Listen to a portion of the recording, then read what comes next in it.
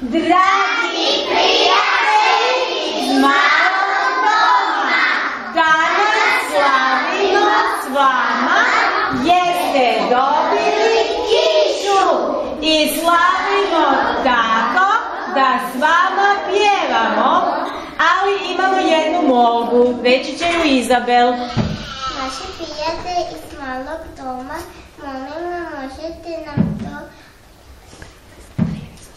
prevesti kako mi pjevamo. Jer mi ne znamo? Jer mi ne znamo što to znači.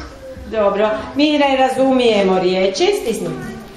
Ali smo se naučili pjevati, jer nam je lijepa pjesmica, a ne razumijemo što znači. Jesi stisla?